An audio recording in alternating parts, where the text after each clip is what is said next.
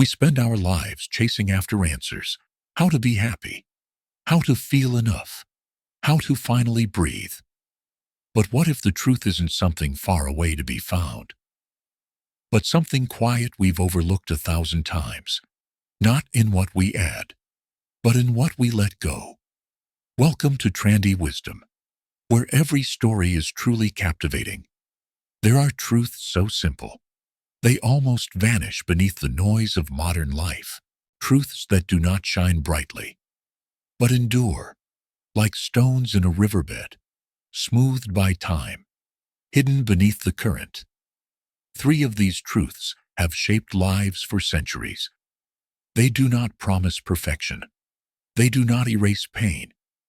But they offer something far more real: a path back to clarity, to stillness, to the quiet happiness that doesn't depend on what happens next.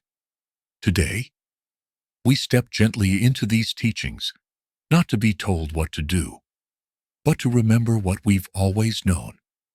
1.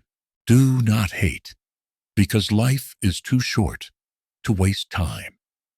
Hating others across the dusty plains of ancient India, where mango trees swayed over silent monasteries and barefoot monks traced the riverbanks in search of stillness, a quiet revolution began, not with weapons, but with the refusal to hate. In those early years, the man who would become known as the Buddha walked through kingdoms steeped in violence, caste division, and revenge. Hatred was not just a private emotion, it was political, cultural, institutional. Blood answered blood. Honor demanded retaliation. Yet from this storm of human suffering emerged one of the most radical declarations ever spoken. Hatred does not cease by hatred. It ceases by love. This wasn't a metaphor. It was a path. The teaching, preserved in the Dhammapada, is deceptively simple, but in a world where revenge often passes for justice and anger feels like control, to not hate is a rebellion against the oldest conditioning of the human mind. What the Buddha saw was not just the surface of things. He saw how hatred works. It enters like smoke, invisible at first, creeping beneath the ribs. It disguises itself as strength, dignity, even righteousness, but left unchecked, it burns the vessel from within. Hatred, he taught, is not just morally corrosive, it is existentially exhausting.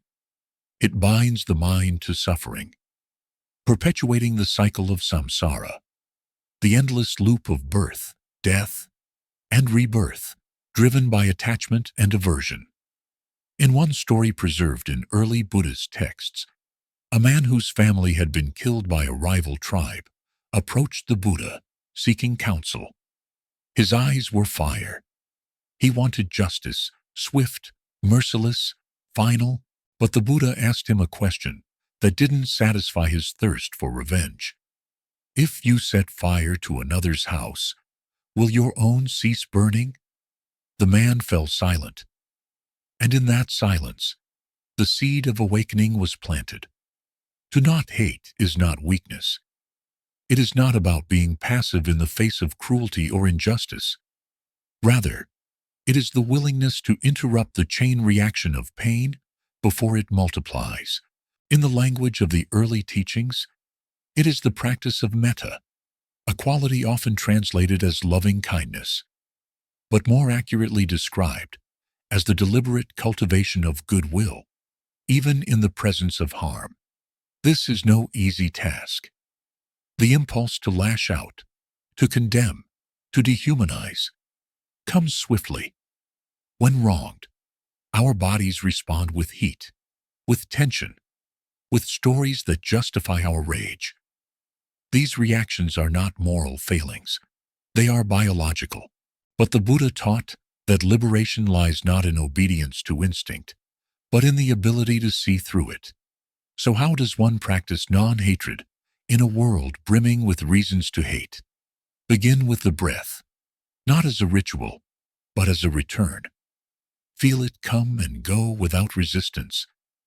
Then, bring to mind someone who has caused harm, not to excuse them, not to pretend nothing happened, but to witness the contraction that arises in your chest, the tightening of thought.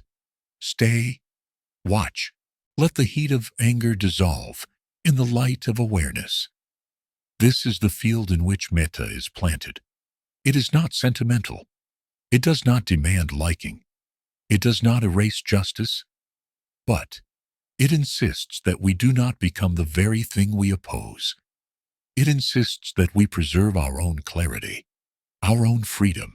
In the ancient monasteries near the Ganges River, monks would chant phrases to generate metta, not only for their friends and family, but for strangers, for enemies, even for the unseen beings of the world. May they be safe. May they be free from suffering. They didn't chant because the world would change. They chanted so they themselves would not be pulled into hatred's current. Hatred shrinks the mind. It narrows the horizon. It sees only the offense, never the context. But when we stop feeding it, when we meet it with awareness, it collapses like a flame starved of oxygen. What's left is spaciousness, a kind of gentle vigilance, a refusal to carry poison in our veins. There is an old analogy in the texts. Harboring hatred is like drinking poison and expecting the other person to die. But in truth, the more subtle teaching is this: hatred is a form of bondage. It ties us to the past. It buries us in memory. It blinds us to the present moment, the only place freedom can truly exist. To live without hatred does not mean to live without boundaries. It means to draw those boundaries from wisdom, not from rage. It means to say, "This is not acceptable," without saying, "You are unworthy of love." It means to protect the innocent without becoming a mirror of the aggressor. The ancient teachings spoke often of fire, how it consumes, how it spreads, but they also spoke of water, of compassion as a force not of passivity, but of erosion. Over time, compassion wears down the hardest stone. It reclaims scorched earth. It returns us to a ground that is not divided, because ultimately, the teaching is not just about how we treat others. It's about how we treat ourselves. When we hate, we fracture our own minds. We live in a loop of justification and pain. But when we release hate, not ignore, not suppress, but truly see and let go, we return to wholeness. We stop wasting time digging graves in our hearts. We begin, instead, to live. In the last days of his life, the Buddha rested beneath a grove of sal trees. His breath was slow, his body worn, but his words remained luminous. With a mind free from hate, free from fear, dwell in boundless love. These were not words for saints. They were instructions for the weary, for the angry, for those of us who have carried wounds too long. Because life, this fragile flame between birth and death, is too brief to spend one more moment tangled in the thorns of hatred. We can choose instead to walk another path, one of courage, of spaciousness, of peace.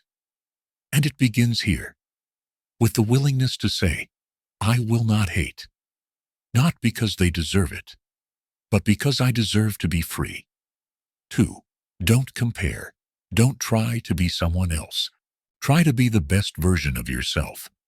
High in the forests of the ancient Himalayan foothills, beneath a sun filtered through layers of sal leaves, a solitary monk once whispered to a young student, "A crow does not envy the swan's feathers.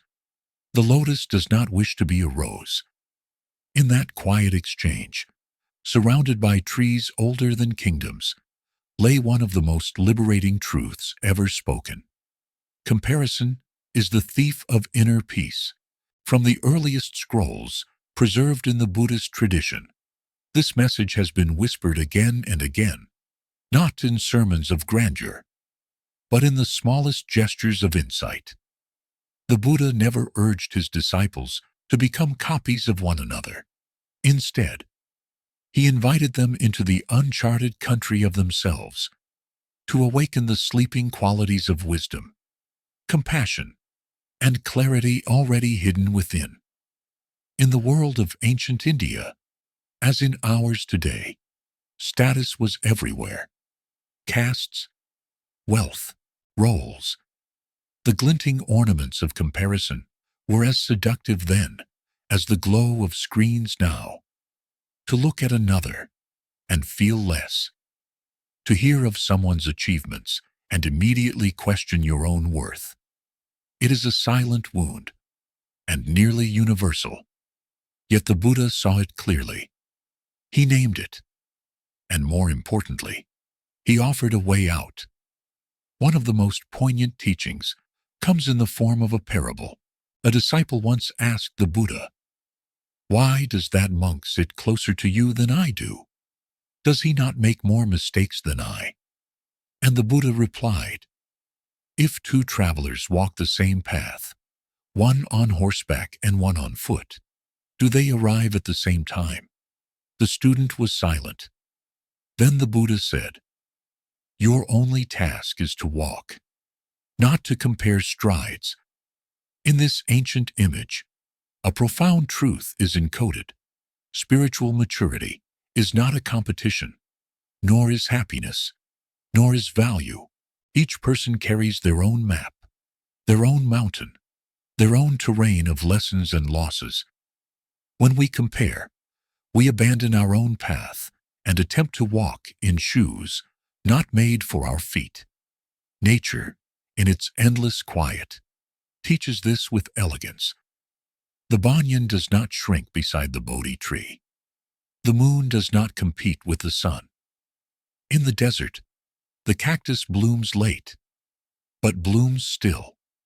Each life form unfolds in its season, in its rhythm, and yet the human mind, caught in the net of desire and identity, forgets this natural wisdom.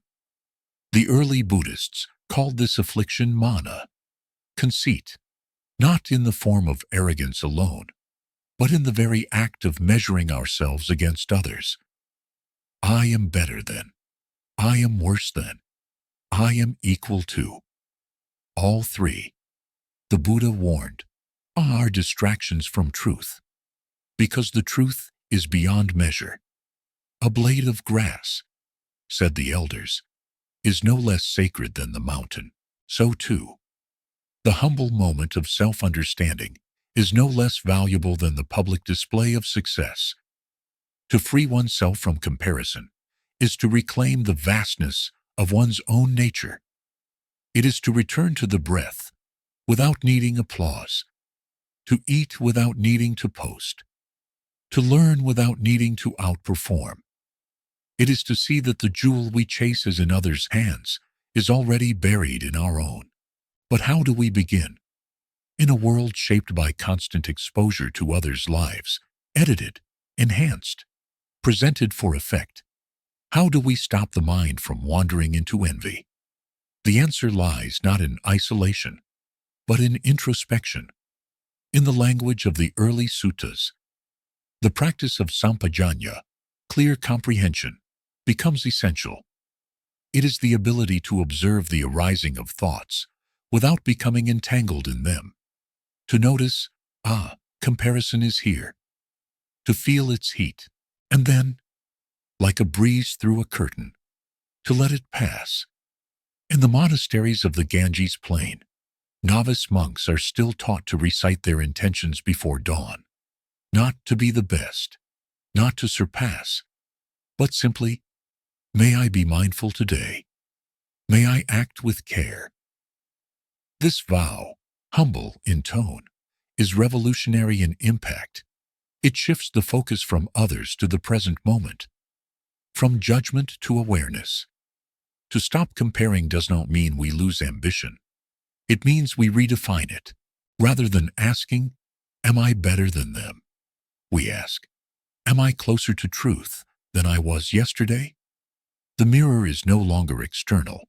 It is internal and infinitely more accurate. This is not easy.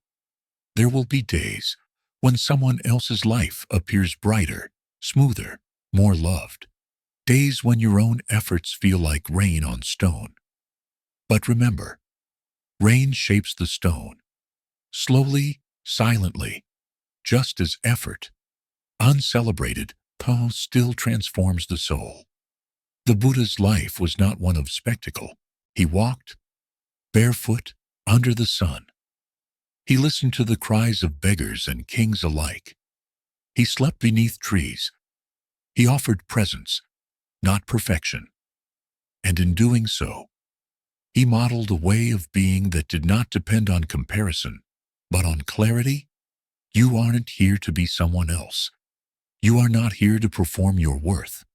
You are here to awaken, to remember, with each breath, that your existence is not a product of evaluation, but of deep belonging to this world. In one of the earliest discourses, a student asked the Buddha, "What is the greatest miracle?" And he answered, "To walk this earth with an undefended heart." Such a heart cannot compare. It only sees, understands, and opens. In the end, all comparison is based on illusion. We see others' surfaces, but not their shadows. We envy their success, unaware of their sorrow. We chase their path, never seeing where it leads. But when we turn inward, not to escape, but to align, we discover something rare, a stillness, a strength, a self not built in relation to others, but rooted in the simple truth of being. Try, then, not to be better than anyone. Try to be more yourself than you were before. Let the crooked branches of your life stretch toward the sky without apology. Let the roots go deep, even if no one sees them, because the forest does not need uniformity to be beautiful. It needs diversity. It needs trees that bloom in spring and others that sleep through winter. So too, the world needs your version, not anyone else's. This is not just philosophy. It is practice. Each time you choose presence over performance, curiosity over comparison, depth over display, you return to the path. Your path, the only one worth walking. And that is enough. 3. Don't worry. Remember, the day you stop worrying will be the first day of your new life. In the silent pre-dawn hours of the Gangetic Plains, when mist still hugs the earth and the world has not yet remembered its troubles, there is a moment, barely perceptible, when time stands still. The birds have not yet stirred. The wind holds its breath, and even the mind seems to pause before it resumes its restless hum. It is in this sacred stillness that the ancient monks would rise, not to run from life, but to meet it with open eyes. Their first task was not movement, but observation, not speech, but breath. They knew what modern science is only beginning to understand. Worry is not born in the world. It is born in the mind.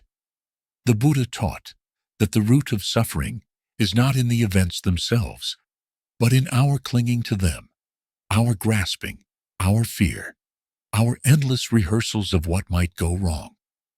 What you think, you become, he said. What you feel, you attract. What you imagine, you create.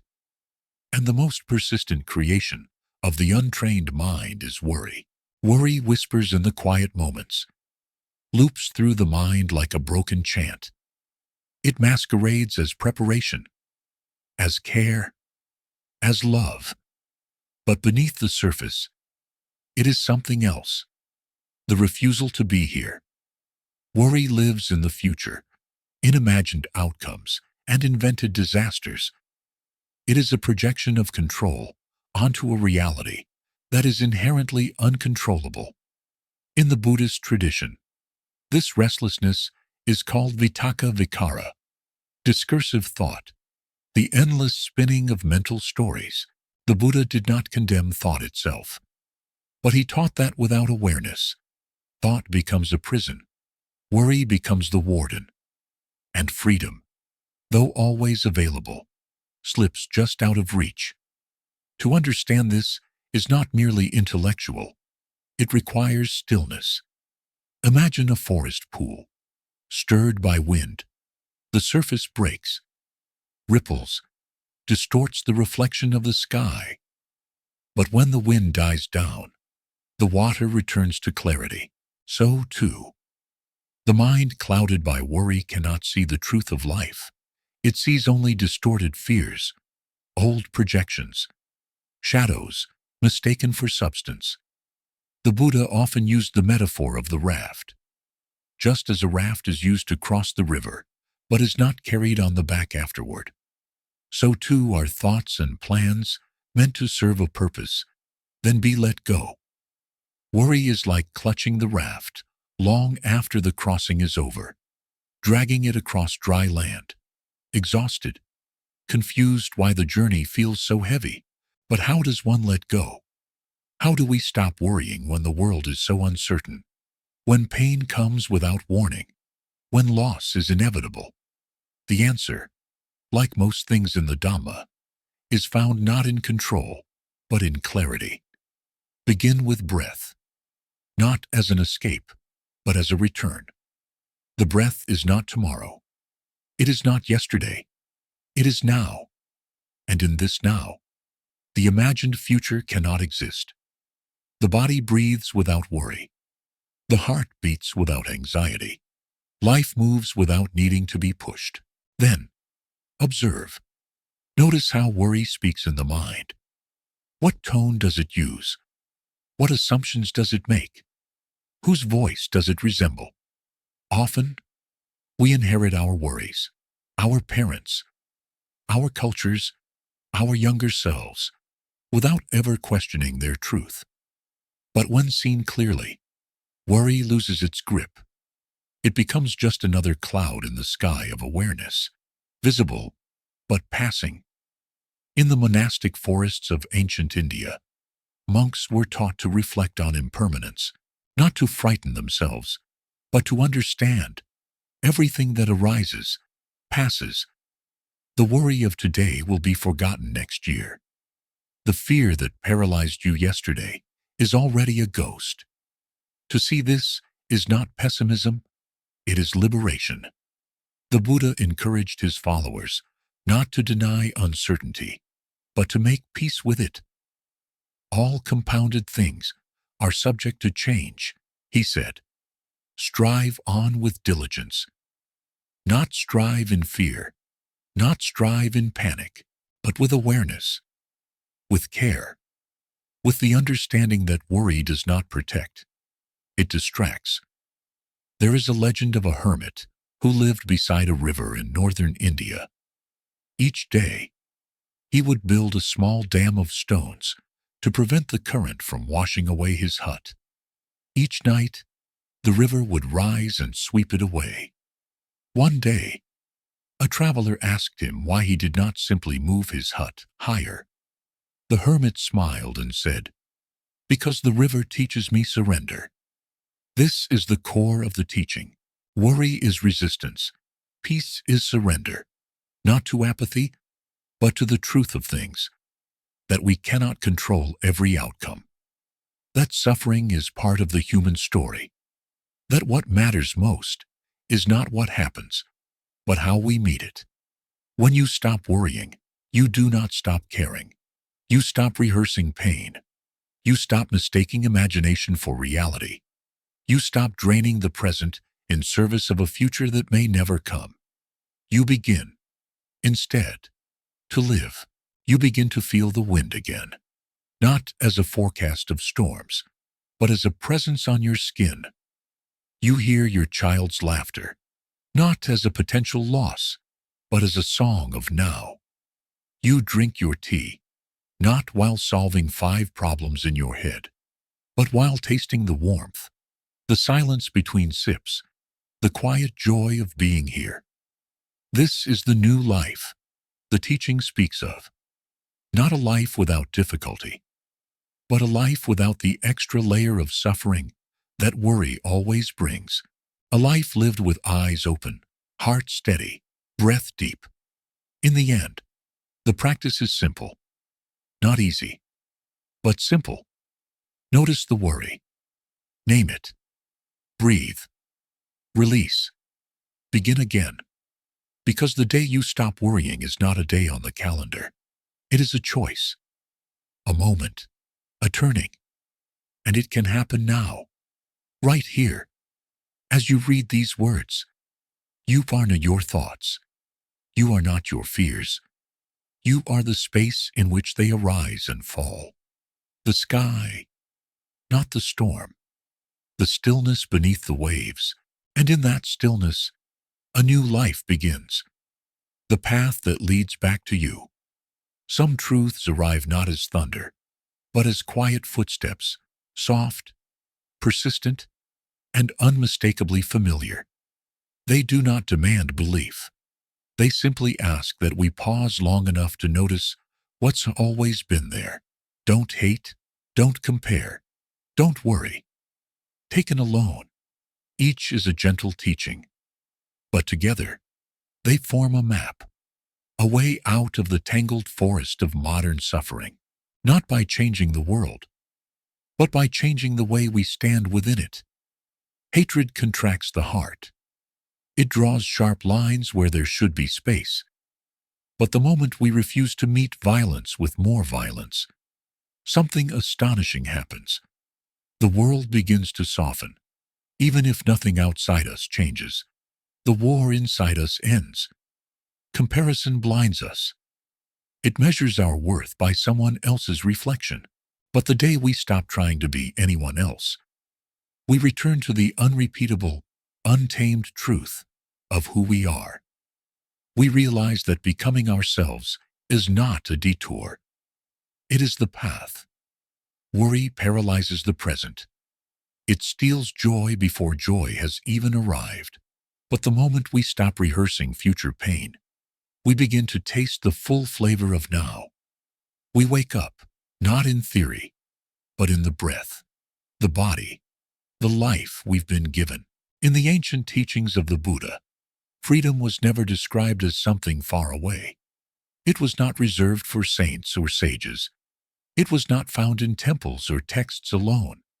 It was something near, immediate, as intimate as your next inhale.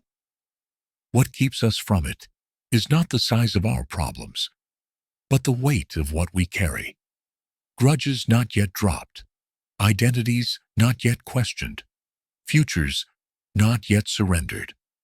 To lay them down is not to abandon life. It is to finally live it. You do not need to become someone new. You need only remember what the noise has made you forget. That peace is your original nature. That beneath all striving and defending, comparing and fearing, there is a presence that needs no improvement, only recognition. Step into that presence, not tomorrow, now. This moment, where you release hate, where you stop the race, where you set down your fear. This is the beginning of your new life. And it begins not with doing more, but with letting go. Let go and come home.